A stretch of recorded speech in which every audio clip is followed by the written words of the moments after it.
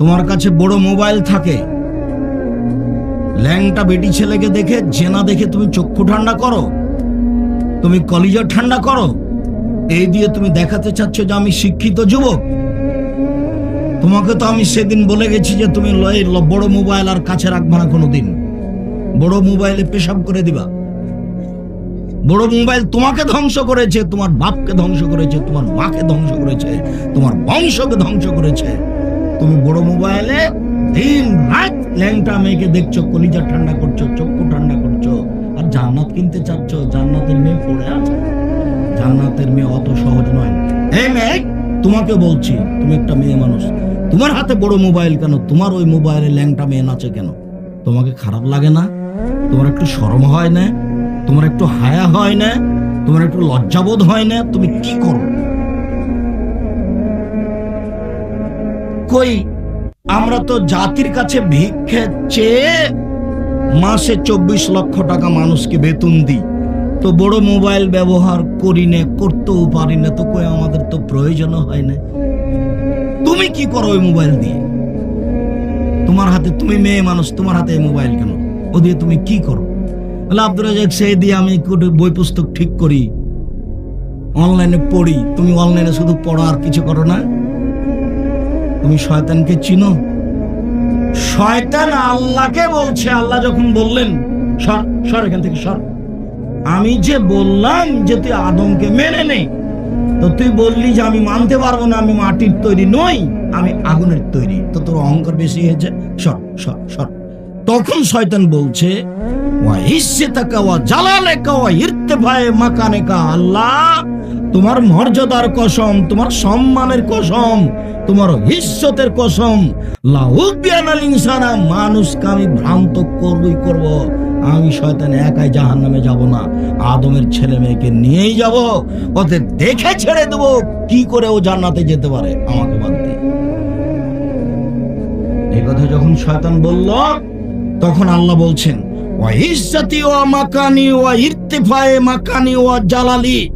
শয়তান, তুমি মনে রেখো, আমার সম্মানের কসম, আমার ইজ্জতের কসম, আমার মর্যাদার কসম, আদম সন্তান আমাকে যতবার বলবে ভুল হয়েছে, আমি ততবার ক্ষমা করে দেব। দেখি তুই কি করতে পারিস। তাহলে আপনি বুঝতে পারছেন না শয়তান আপনার কত বড় শত্রু? ও জিদ করে আছে, ও জীবন বাজি রেখে আপনাকে জাহান্নামে নিয়ে যাবে, এটা ওয়াদা করেছে আল্লাহর সামনে, এটা ওর ওয়াদা। এই জন্য কিয়ামত পর্যন্ত বেঁচে থাকবে। এই মেয়ে, ফ্যাশন বোরকা পরে আছো কেন? তোমার পরনে কোন বোরকা এটা? আর তুমি যে মাথায় কাপড় না দিয়ে বসে আছো, এটা তোমার কেমন? তোমাকে কে শিক্ষিত বলেছে? কে বললো তোমাকে? না, আমি তো কোনোদিন বলিনি।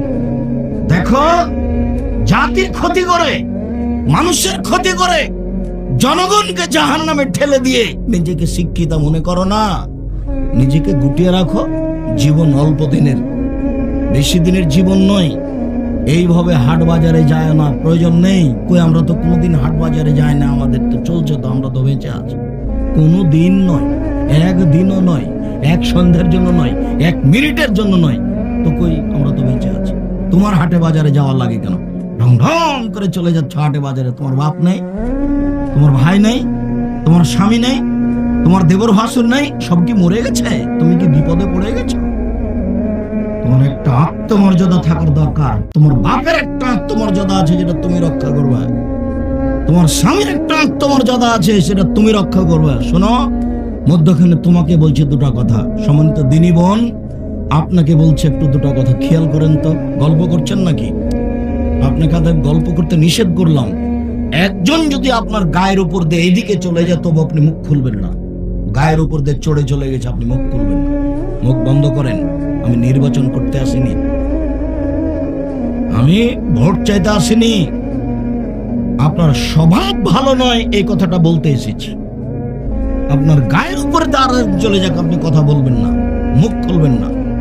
আর উপস্থিত বৈঠকের দিনই মুসলিম ভাই বোন, ক্ষমতা দেখিয়ে একসঙ্গে বাঁচতে চান না। হ্যাঁ, দেখে নিব কে কি করে। এই ক্ষমতা দেখিয়ে 1 মিনিট বেঁচে থাকার চেষ্টা করিয়েন না, এরই নাম জুলুম।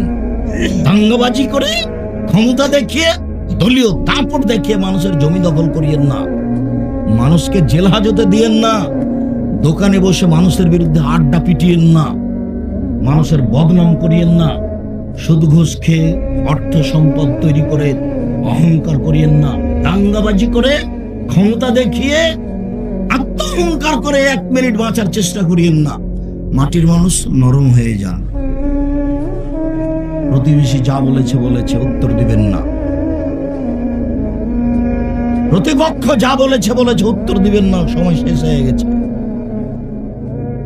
শুনুন, উপস্থিত বৈঠকের মুসলিম বোন, আপনার কাছে এসেছি, আপনি একটু খাস করে 2টা কথা শুনে রাখেন। প্রথম কথা হলো এই যে আপনার একটু আত্মমর্যাদা থাকা দরকার, আত্মমর্যাদা, মান সম্মান। আপনার বাপের একটা আত্মমর্যাদা আছে, সেটা রক্ষা করা উচিত। আত্মমর্যাদা কাকে বলে দেখেন তো, আপনাকে আমি দেখাচ্ছি, 2-3টা দিক দেখাচ্ছি। আল্লাহ রাসূল জান্নাতে ঢুকলেন, ঢুকে দেখলেন স্বপ্নে খুব সুন্দর একটা টকটকে ঝকঝকে ঘর, বুখারীর হাদিস। আল্লাহ রাসূল বলছেন যে পাশে একটা বৃদ্ধা মহিলা, এই মহিলা বলতে পারো এই ঘরটা কার?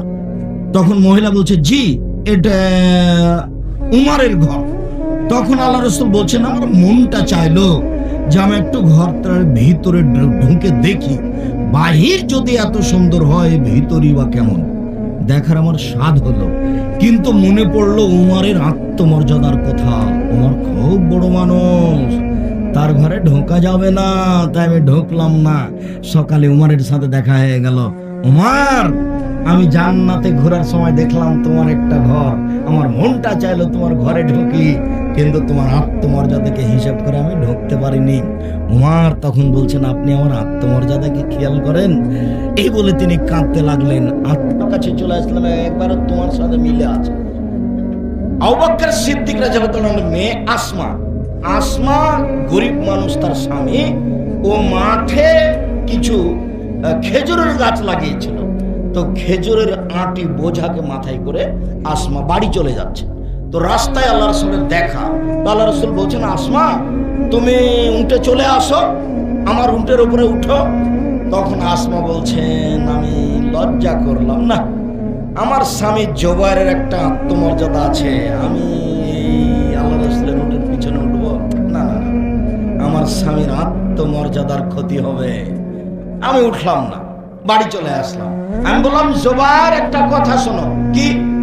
আমি মাঠ থেকে খেজুরের আটি বোঝা মাথায় করে আসছিলাম, তো রাসূল আমাকে বললেন যে তুমি উটের পিঠে চলে আসো, তো আমি আপনার আত্মমর্যাদাকে খেয়াল করে রাসূলের উটের পিঠে উঠিনি। তখন জুবাইর বলছেন, আসমা রাসূলের উটের পিঠে উঠোনি, আমার আত্মমর্যাদাকে রক্ষা করতে গিয়ে এইটা ভালো, তবে তুমি যে খেজুরের বোঝা মাথায় করে চলে আসো, এটা আমার কাছে আরো বেশি খারাপ লাগে, এটা আমার আরো বেশি চাই। তো তোমার স্বামী, তুমি বাজারে চলে যাও, এর গায়ে ধাক্কা লাগে, আসকারা মাস্কারা মুখে দিয়ে চোখে দিয়ে ঢং ঢং করে ঘুরে বেড়াও, তোমার বাপের একটু আত্মমর্যাদার বাধা দেয়, লাগে না? খারাপ লাগে না? তোমার ভাইকে একটু খারাপ লাগে না? সবাই কি পশু প্রাণী হয়ে গেছে? বুঝে না ওরা অন্তর আছে, বুঝে না, দেখে না ওরা চক্ষু আছে, দেখে না, শোনে না ওরা কান আছে, শোনে না। উলাইকা কাল আনাম, তারা পশু প্রাণীর মতো, তারা গরু ছাগলের মতো, তারা কুকুর শ্রীলের মতো। তাহলে বাপ চাচার আত্মমর্যাদা হারিয়ে গেছে, এরা কি কুকুর শ্রীলের মতো, পশু প্রাণীর মতো হয়ে গেছে? আমরা যদি শুনি যে বউ একদিন রাস্তায় যাচ্ছিল গাড়িতে, আর একজনের গায়ের সাথে লেগে গেছে, তাহলে তো ইন্নারিল অজ্ঞান হয়ে যাবে। আপনাকে একটু খারাপ লাগে না? উপস্থিত বৈঠকের মুসলিম বল, শুনুন আত্মমর্যাদা। ওয়াইমের বলছেন, আল্লাহর নবী, আমি দেখছি যে আমার স্ত্রীর সাথে একজন অন্যায় করছে, তো কি করব? তখন আল্লাহ রাসূল বলছেন, 4 জন সাক্ষী খুঁজবা, নইলে তোমাকে পিটাবো। তখন আল্লাহ রাসূল, আমি আমার স্ত্রীর সাথে একজন অশ্লীল কাজ করছে আর আমি সাক্ষী খুঁজতে যাব? আমার মনে চাচ্ছে ওকে তরবারি দিয়ে মেরে দেব, ওকে তরবারি দিয়ে মেরে দেব। তখন আল্লাহ রাসূল বলছেন, দেখছো দেখছো দেখছো দেখছো উমাইরের আত্মমর্যাদা, তার একবারে আত্মমর্যাদা আঘাত লেগেছে, আমার স্ত্রী অশ্লীল কাজ করছে, সাক্ষী খুঁজতে যাব না, লোকটাকে আগে মেরে দেব। আরে শোনো শোনো, মুয়াইমেরের আত্মমর্যাদা যত, আমার আত্মমর্যাদা তার চেয়ে অনেক অনেক বেশি। আমার আত্মমর্যাদা যত, আল্লাহর আত্মমর্যাদা তার চেয়ে অনেক অনেক অনেক বেশি। যখন কোনো মানুষ অশ্লীল কাজ করে তখন আল্লাহর আত্মমর্যাদাতে খুব আঘাত লাগে। ছি ছি ছি। আমি বললাম একজন বিবাহ করো, যদি না হয় তা আরেকটা বিবাহ করো, যদি না হয় তা আরেকটা করো, যদি না হয় তা আরেকটা করো, চারটা বউ করো। আমি তো বললাম, তারপরে তুমি অশ্লীল কাজ করতে গেলে কেন? ও আদমের ছেলে মেয়ে, যখন তুমি অশ্লীল কাজ করতে যাও তখন আমার আত্মমর্যাদাতে আঘাত লাগে। এটা কে বলছেন? কথাটা বলছেন আল্লাহ। এবার আপনাকে আমি সতর্ক করছি। আবু হুরায়রা রাদিয়াল্লাহু তাআলা আনহু বলেন, রাসূল সাল্লাল্লাহু আলাইহি সাল্লাম বলেছেন, তিন শ্রেণীর মানুষ জান্নাতে যাবে না। এক, মদবেনুল খামর, যারা নিয়মিত বিড়ি, তামাক, জর্দা, সিগারেট, গুল, নেশাদার দ্রব্য খায়, পান করে, তারা জান্নাতে যাবে না। আজ থেকে মাটিঘাটা এলাকায়, সারা গোদাগাড়ি, রাজশাহী, চাঁপাইনবাবগঞ্জ এলাকায় দোকান আর বিড়ি বিক্রি হবে না, সিগারেট বিক্রি হবে না। তুমি কেমন আত্মার বিরুদ্ধে চলতে পারো আজকে দেখা যাবে। তুমি যদি এখান থেকে বের হয়ে আবার সিগারেট ধরাও, তাহলে তুমি ধরে নাও আমি গরু ছাগলের মতো, আমি বুঝেও বুঝি না, আমি পশুর মতো, আমি বুঝেও বুঝি না। আমি আসলে মানুষ হয়ে কখন বাদ পড়ে গেছি, মানুষ থেকে আমি কখন বাদ পড়ে গেছি, এটা তো খারাপ। বিড়ি, তামাক, জর্দা, সিগারেট, গুল, নেশাদার দ্রব্য পান করে খায় যে, সে জান্নাতে যাবে না। দুই, আর রাজুলাতু মিনান নিসায়ে, পুরুষের বেশধারী নারী, যারা পুরুষের জুতা স্যান্ডেল পরে, যারা পুরুষের শার্ট প্যান্ট পরে, যারা পুরুষের পোশাক পরে, তারা জান্নাতে যাবে না। তোমার গায়ে কি পুরুষের পোশাক আছে? তুমি সাবধান হও, তোমাকেই বলছি। তিন, অদায়ুস আল্লাযী ইকরুফিয়াল খাবাসা, ওই লোক জান্নাতে যাবে না যে দায়ুস। দায়ুস কে? যে তার বাড়িতে বেহায়াইর সুযোগ দিয়েছে, যার বউ, যার মেয়ে নগ্ন পোশাকে চলে, স্কুল কলেজে যায়, ও হচ্ছে দায়ুস। যার স্ত্রী নগ্ন পোশাকে বলে, সে হচ্ছে চলে, সে হলো দায়ুস। এ জান্নাতে যাবে না। এই তিন শ্রেণীর মানুষ জান্নাতে যাবে না। সম্মানিত দিনী ভাই বোন, তাহাজ্জুদ পড়েন, নিজেকে রক্ষা করেন। উপস্থিত বৈঠকের দিনী মুসলিম বোন, আপনাকে আরেকটা কথা বলে আমি বিষয়ে ফিরে যাই। এই ছেলে, অল্প সময় ধৈর্যের পরিচয় দিবেন। বাইরে একটু চা খেয়ে আসি, বাদাম খেয়ে আসি, এরকম করবেন না। একটু ধৈর্যের পরিচয় দিবেন। আমি কিসসা কাহিনী বলতে আসিনি যে আপনি বাইরে থেকে বাদাম কিনে নিয়ে আসবেন আর বাদাম খাবেন আর বসে থাকবেন। আমার একটা বাক্যের মূল্য 1 কোটি টাকা হিসাব করে বসে থাকতে হবে। আর নিজেকে মানুষ মনে করিয়েন, ধৈর্যের পরিচয় দিয়েন। ধৈর্য ঘোড়ার ডিম নয়। ধৈর্য শুধু মুখে বলি, তার অবস্থা কোনোদিন দেখলাম না। ধৈর্য কাকে বলে? ও রান্না করেছে, তরকারিতে লবণ বেশি দিয়ে দিয়েছে, গালি দিয়ে দিলাম, এটাই কি ধৈর্য? হালবা এসে দেখি বউ গরুর নাইন্দে পানি দেয়নি, তখন পিটিয়ে দিলাম, এটাই কি ধৈর্য? ধৈর্য কি জিনিস? ধৈর্য কাকে বলে? ধৈর্য কি শুধু শব্দ, না এর কোনো বাস্তবায়ন আছে?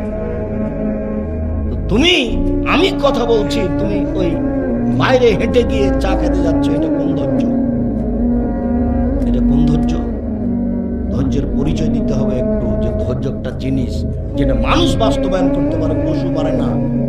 আল্লাহ বলেননি মানুষকে গরু ছাগল, বলেছেন গরু ছাগলের মতো। তার মানে গরু ছাগল কখনোই ধৈর্য ধারণ করতে পারবে না। পারবে কে? মানুষই পারবে। তাই আল্লাহ বলছেন ও গরু ছাগলের মতো। মানুষ গরু ছাগল নয়, গরু ছাগলের মতো। যখনও ধৈর্য ধারণ করে না, তখনও গরু ছাগলের মতো। উপস্থিত বৈঠকের দিনই মুসলিম মনে একটু শোনেন। রাসূল সাল্লাল্লাহু আলাইহি ওয়াসাল্লাম বলেন, সিলফানে মিন আহলিন নার লাম আরাহুমা, 2 শ্রেণীর মানুষ আছে, ওরা জাহান্নামে যাবে, আমি তাদের দেখিনি। 2 শ্রেণীর মানুষ আছে, ওরা জাহান্নামে যাবে, আমি তাদের দেখিনি। 2 শ্রেণীর মানুষ আছে, ওরা জাহান্নামে যাবে, আমি তাদের দেখিনি। এক, কওমুন মাহুম সিয়াতুন, এক শ্রেণীর মানুষ তাদের হাতে থাকবে লাঠি, এক শ্রেণীর মানুষ তাদের হাতে থাকবে লাঠি কাজনাবিল বাকারে, গাভীর লেজের মতো, এজরিবুনা বিহান নাস, তারা মানুষকে মারবে, লাঠি থাকবে হাতে গাভীর লেজের মতো, একদিক মোটা একদিক চিকন, তারা মানুষকে মারবে। এরকম লাঠি থাকে প্রশাসনের লোকের হাতে, এরকম লাঠি থাকে যারা কলেজ বিশ্ববিদ্যালয়ে পড়ে মারামারি করে, এরকম লাঠি থাকে যারা দলীয় দাপট দেখা দেয় যে তাদের হাতে। যাদের হাতে এরকম লাঠি থাকবে ওরা জাহান্নামে যাবে, ওদের আমি তাদের দেখিনি। দুই, নিসাউন, মহিলা, কাসিয়াতুন, কাপড় পরে থাকে, আরিয়াতুন, উলঙ্গ। দেখো তো তোমার কাপড়টা এরকম কিনা। আপনি একজন মুসলিম বোন, আপনি যে ছোট ব্লাউজ পরে আছেন, তো এইখান থেকে নিয়ে কবজি পর্যন্ত এটুকু ফাঁকা, এটুকু কি? এটুকু আপনার শরীরের অঙ্গ নয়? আপনি যে ছোট ব্লাউজ পরে আছেন, পেট দেখা যায়, এটুকু কি? এটুকু আপনার শরীরের অঙ্গ নয়? আপনি যে শাড়ি পরে আছেন, মোজা পরেননি, আপনি যখন অটোতে উঠতে যান তখন হাঁটু পর্যন্ত দেখা যায়, আপনার শরম বোধ হয় না? আমি শাড়ি পরা হারাম বলিনি, আমি বলেছি সালোয়ার কামিজ মেক্সি চাদর পরেন। শাড়ি যদি পরেন তাহলে 2 ছাড়ের ব্লাউজ পরতে হবে, এ কথা বলেছি। শাড়ি যদি পরে বাড়ি থেকে বের হন তাহলে পায়ের মোজা পরতে হবে, নইলে যখন আপনি অটোতে উঠবেন, রিক্সাতে উঠবেন, তখন পা হাঁটু পর্যন্ত দেখা যাবে। আপনি একটা মহিলা মানুষ, আপনার অঙ্গ যদি দেখা যায় তাহলে এই পোশাক উলঙ্গ পোশাক। আর যেগুলো পরে আমাদের মেয়েরা স্কুল কলেজে যাচ্ছে, এটা তো পোশাক নয়, এটাই ল্যাংটা পোশাক, যা দিয়ে শরীরের অঙ্গ প্রত্যঙ্গ বোঝা যায়। এটা পোশাক আল্লাহ রাসূল বলেননি। রাসূল সাল্লাল্লাহু আলাইহি ওয়াসাল্লাম বলেন নিসাউন, মহিলা, কাসিয়াতুন, কাপড় পরে থাকে, আরিয়াতুন, উলঙ্গ, মুমিলাতুন, ওরা পুরুষকে নিজের দিকে আকৃষ্ট করে। ওরা যখন হাঁটে তখন পুরুষেরা তাদের দিকে দেখতে থাকে। মাইলাতুন, ওরা নিজেরা আকৃষ্ট হয়। যখন রাস্তায় হাঁটে ওরা, তখন কেন জানি কেমন কেমন করে, আনছান আনছান করে। একবার রাস্তা ডান দিকে যায়, একবার বাম দিকে যায়, একবার মাথার চুল নাড়ে, একবার হাত নাড়ে, একবার মুখের ভাঁজ করে কথা বলে। দেখেন তো দিন রাত যেটা চোখে পড়ছে, এরা এইভাবে চলে। লায়াদখুলুল জান্নাহ, এরা জান্নাতে যাবে না। ওয়ালা ইয়াজিদনা রিহাহা, জান্নাতে তো যাবে না, যাবেই না, জান্নাতের গন্ধ পাবে না। ফাইনা রিহা লা তুজাদু মিন মাসিরাতি কাদা ওয়া কাদা, যে জান্নাতের গন্ধ পাওয়া যায় 1 বছরের দূরত্ব পথ থেকে। উপস্থিত বৈঠকের মুসলিম বোন, একটু লজ্জা করুন, আপনার জন্য জান্নাত সহজ। 4টা কাজ করলে জান্নাতের সব দরজাতে ঢুকতে পারবেন। শুনুন, আপনাকে বলছি, উপস্থিত বৈঠকের মুসলিম বোন এইদিকে শোনেন, আপনাকে বলছি, আপনি যদি 4টা কাজ করেন তাহলে জান্নাতে সহজেই চলে যাবেন। যদি আল্লাহ রাসূল যখন জাহান্নাম দেখলেন তখন বলছেন যে শুধু মহিলা আর মহিলা, জাহান্নাম মানে নারী, জাহান্নাম মানে নারী, শুধু নারী আর নারী। এরপরে বলছেন মহিলার যদি 4টা কাজ করতে পারে তাহলে জান্নাতের সব দরজা খোলা, সবটা দিয়ে ঢুকতে পারবে। এত বড় সুযোগ পুরুষকে দেওয়া হয়নি।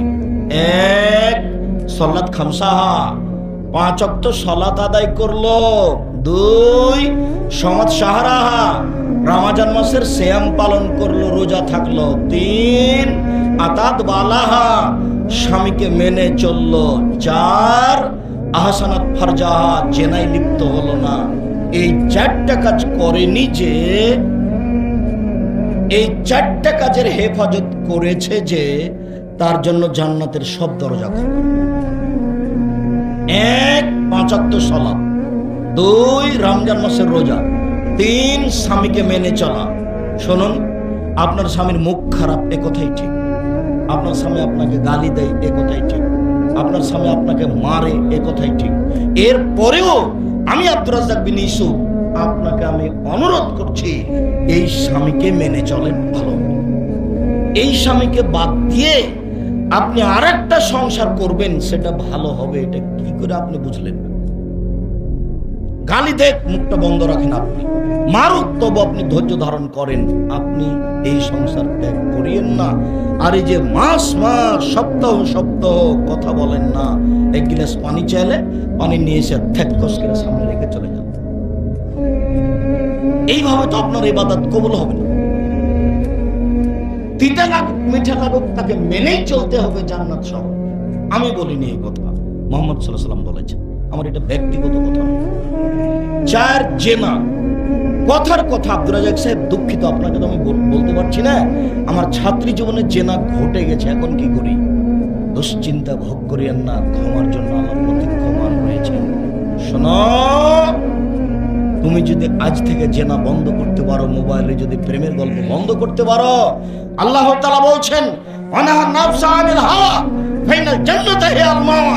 যে ব্যক্তি অশ্লীল কাজ থেকে নিজেকে ঠেকিয়ে দিল, বলে দিল আমি আর কোনোদিন অশ্লীল কাজ করব না, আমি আল্লাহ তাকে জান্নাতুল মাওয়া দিয়ে দিলাম। এই কথা আল্লাহ বলেন।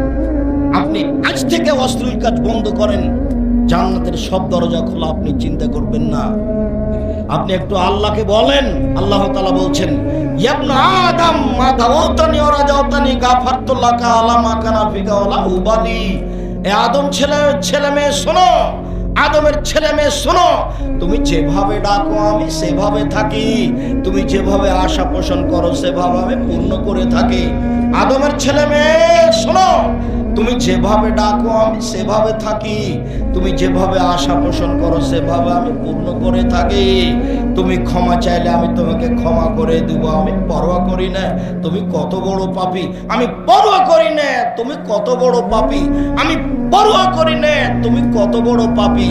আদমের ছেলে মেয়ে শোনো, লাউ বালাগাত যুনুবুকা সামায়ে, তোমার পাপ বেশি হতে হতে যদি আকাশে লেগে যায়, পাপ আর পাপ, আকাশ জমিন পরিপূর্ণ হয়ে আছে তোমার পাপে, ফাস্তাগফিরতানি, এরপরে যদি তুমি যদি আমার কাছে ক্ষমা চাও, গাফারতু লাকা, আমি তোমাকে ক্ষমা করে দেব।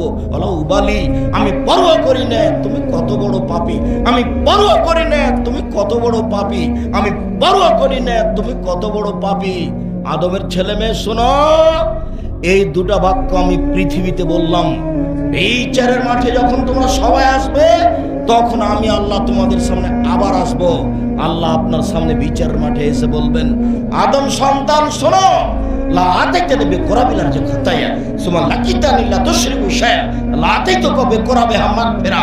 আদমের ছেলে মেয়ে শোনো, আজকে বিচারের মাঠে উপস্থিত হয়েছে পাপ নিয়ে। তোমাদের পাপ আকাশ জমিন পরিপূর্ণ হয়ে আছে, পাপ আর পাপ। আমি আল্লাহ তোমাদের সামনে উপস্থিত হয়েছি, তোমার যে পরিমাণ পাপ আমার সেই পরিমাণ ক্ষমা, তোমার যে পরিমাণ পাপ আমার সেই পরিমাণ ক্ষমা। তোমার পাপ যত আমার ক্ষমা তত, তোমার পাপ যত আমার ক্ষমা তত, যদি শিরক না থাকে। শেষে একটা বাক্য বললেন, যদি শিরক না থাকে। এটার নাম বাংলাদেশ। ভারত বাংলাদেশে শিরক চলে বিপদ সীমার উপর দিয়ে।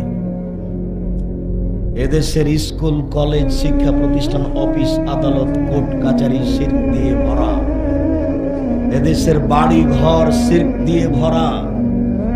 আপনার মা কুলাতে চাউল ঝাড়ছে, আপনার ছেলে যদি কুলার উপরে চড়ে নেয়, তাহলে আপনার মা বলে সব কুলাক্ষণে ছেলে কুলাতে পা দিতে হয়। তো কুলাতে পা দিলে কি হবে?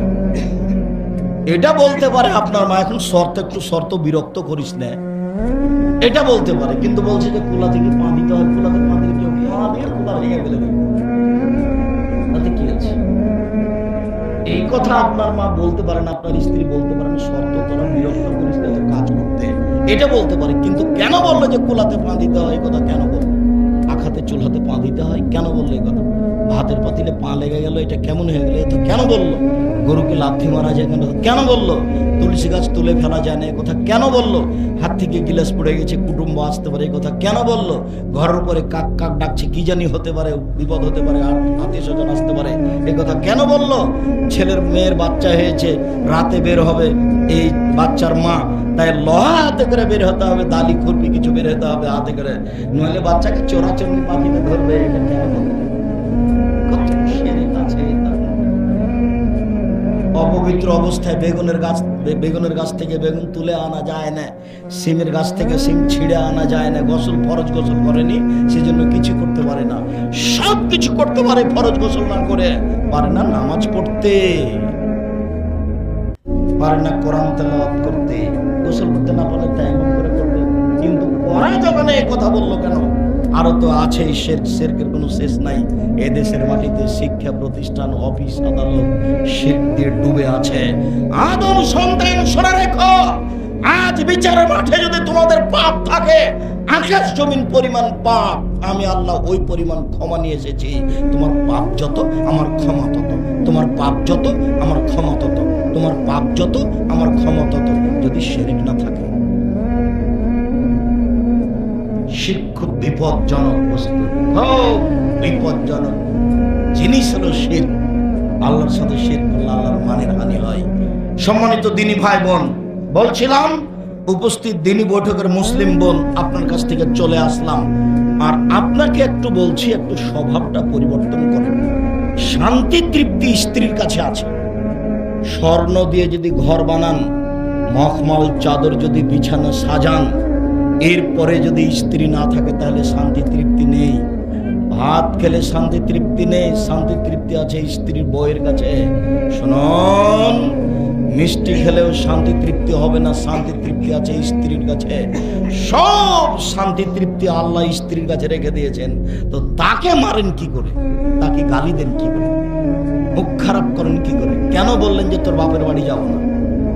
কালকেই তুমি তোমার শ্বশুর বাড়ি যাওয়া আর 12.5 কেজি চাউল কাফারা দিয়ে, তুমি যে বলেছ আর যাবো না, এটার নাম হলো কসম।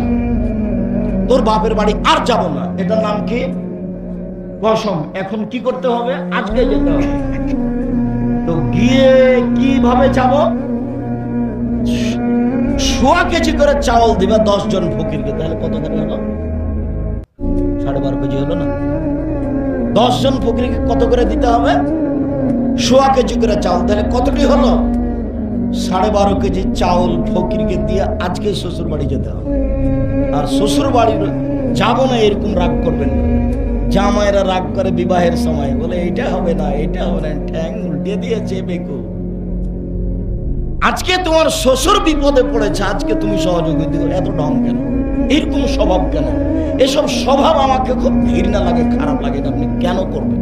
একটু ভালো হয়ে যান, 5 ওয়াক্ত সালাত আদায় করেন, একটু ভালো হয়ে যান, ভালো হবে। অল্প জীবন, মানুষকে কষ্ট দেওয়ার চেষ্টা করিয়েন না, কাউকে ধমকায় কথা বলবেন না, কাউকে গালি দিয়েন না, কাউকে মারতে যায়েন না, কাউরে একেবারে খেপে জমি জায়গা দখল করতে যায়েন না, মামলা দিতে যায়েন না। মামলা দিবেনই না মানুষের বিরুদ্ধে, যা হচ্ছে। যখন সিলেট কোর্টে মামলা হলো আমার নামে, 5,000 কোটি টাকার মামলা। কত টাকার? 5,000 কোটি টাকার মামলা। কেন? আমি নজরুল ইসলামের মানের হানি করেছি। কিভাবে? নজরুল ইসলাম বলেছে, মসজিদের পাশে কবর দিও ভাই, এই গুনাহগার কবর আযাব হতে পাইবে রেহাই। তখন আমি বলেছি, ভুল হিসাব, মসজিদের পাশে কেন? কারো বাপের কবর যদি কাবা ঘরের নিচে হয় তবু রক্ষা হবে না। এই বিচারি, তা আমি এই কথা বলে নাকি তার মানের হানি করেছি? তাই যতবার ঠাকুর বলছে, ওমা তোমার আকাশ তোমার বাতাস, তুমি কি জানো ঠাকুর বলছে, ও কালিমা তোমার আকাশ তোমার বাতাস, কালিমার বাপের আকাশ। তো ঠাকুর তো বলছে ও কালিমা তোমার আকাশ তোমার বাতাস। তো আমি বললাম যে তো কালিমার আকাশ নয়, কালিমার বাতাস নয়, ঠাকুর বলেছে, ঠাকুরের বলা ঠিক হয়নি, তা আমি ঠাকুরের মানের হানি করলাম। এই জন্য কত টাকার মামলা? 5,000 কোটি টাকার। এবার আমি কাঠগড়ায় দাঁড়ালাম, তখন আমাকে জজ বলছে, আপনি কি আব্দুর রাজ্জাক বিন ইউসুফ, পিস টিভির আলোচক? জি। আমাকে বলছে আপনার মামলা খারিজ করে দিন। সিলেট কোর্টের অবস্থা। আর যখন সুনামগঞ্জ কোর্টে দাঁড়ালাম, তখন আমাকে বলছে, আব্দুর রাজ্জাক সাহেব, মামলা সম্পর্কে আপনার সাথে কোনো কথা নেই, আপনার মামলার নথিপত্র এই রাখলাম, আপনার সাথে আমার কিছু কথা। 15 মিনিট একটানা আমার সাথে কথা বললো। আমাকে উকিল বলে দিয়েছে, যাই বলুক আপনি মুখ খুলবেন না, খালি শুনবেন। আপনার কথা চিরদিনই শুনি, আজকে শুধু আমার কথাটা শুনবেন। ওরা জজ, ওদের ক্ষমতা অনেক বেশি, যেটা বলবে সেটাই। অতএব আপনি মুখ খুলবেন না, আজকে আমার একটা কথা শুনে মুখ খুলবেন। তো 15 মিনিট যা বললাম আমি শুধু তাই শুনতে থাকলাম। তারপরে বললেন যে আপনার আমি কি এটাকে বলেন, জামিন মঞ্জুর করলাম। ও একথা বললো না যে মামলা খারিজ করলাম, একথা বলল, জামিন মঞ্জুর করলাম। তারপরে যে কি হয়েছে আর যাওয়া লাগে না।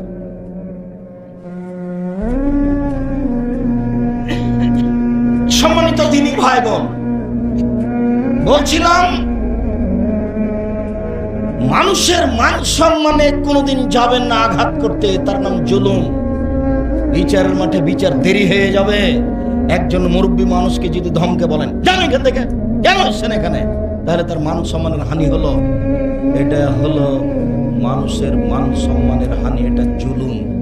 একটার কারণে আপনার বিচার যদি একদিন দেরি হয় তাহলে 50,000 বছর, আর যদি 3 দিন দেরি হয় তাহলে 1.5 লক্ষ বছর বিচার দেরি হয়ে গেল।